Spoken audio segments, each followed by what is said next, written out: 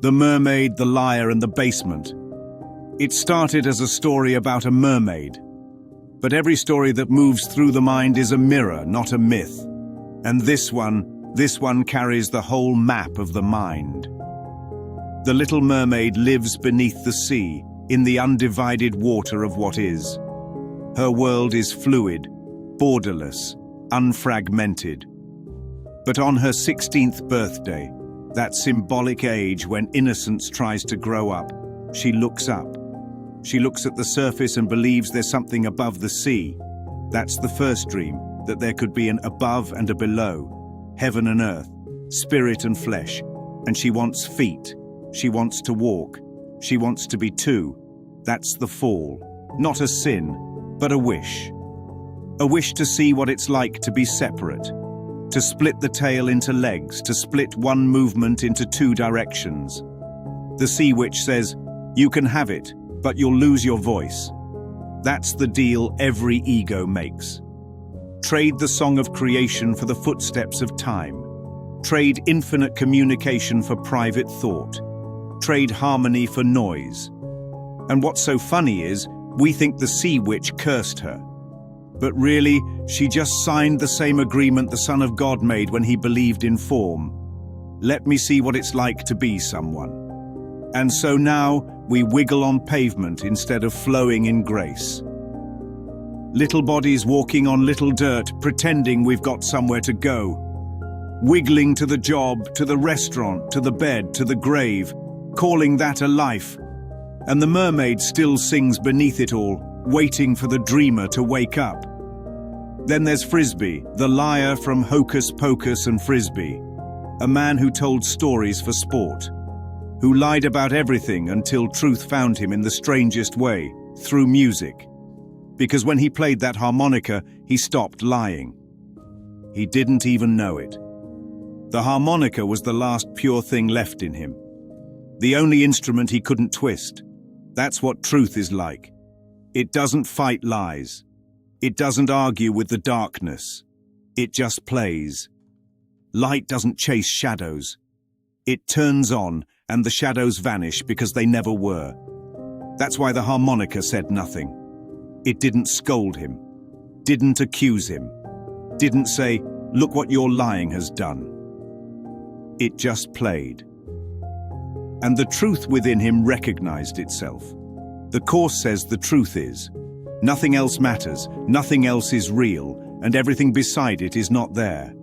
That's the harmonica talking, without words, without defense. It's the sound of a mind remembering itself. What's beautiful about that story is his friends. They knew he was full of it. They didn't believe a word he said. And so they laughed. They didn't fight him. They didn't try to fix him. They loved him as is. They bought him a trophy, world's greatest liar. That's forgiveness. Not correction by attack, but laughter born of certainty. They knew the lies couldn't touch the truth. They celebrated the illusion because they weren't fooled by it. That's what the Holy Spirit does with the world. He doesn't demand you stop lying. He just shows you you never really could.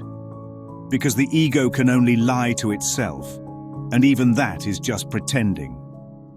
The mind that believes it sinned against God, that believes it broke heaven, that's the liar.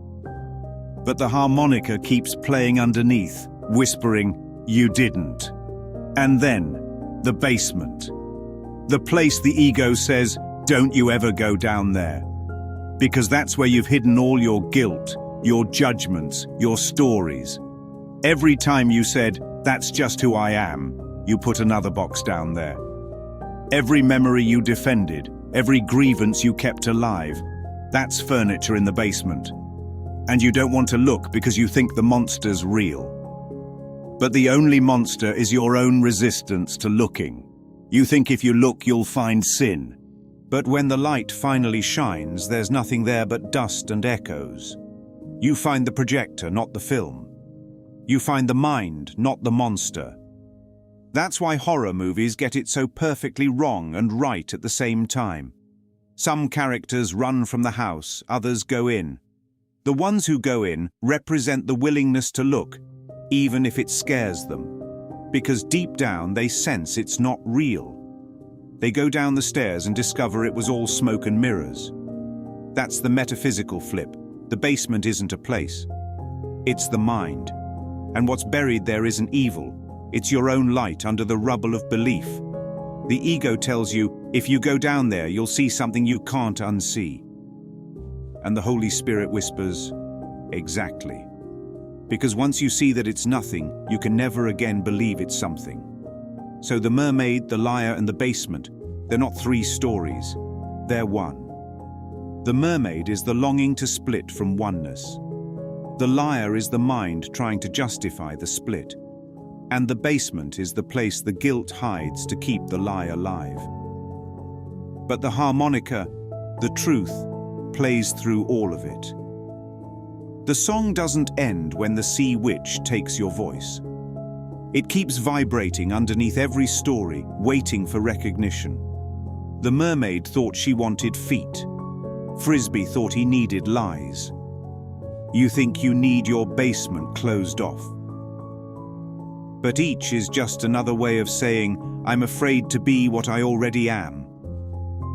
When you stop fighting the sea, when you stop arguing with the darkness, when you stop guarding the basement door, you'll hear the harmonica again. Not outside, not from someone else, but within. It will play one clear note, the sound of truth that doesn't need to be believed because it never stopped being true. And in that moment, the mermaid remembers she never had feet. Frisbee remembers he never lied.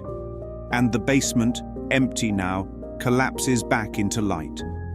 Because the truth never went anywhere. It just waited for you to stop pretending to walk. Tonight's tale was not about a mermaid, a liar, or a basement. It was about the sea we all left, the stories we told to make it seem worth leaving, and the locked doors we swore to never open. But as it turns out, the door was never locked, and the sea was never gone.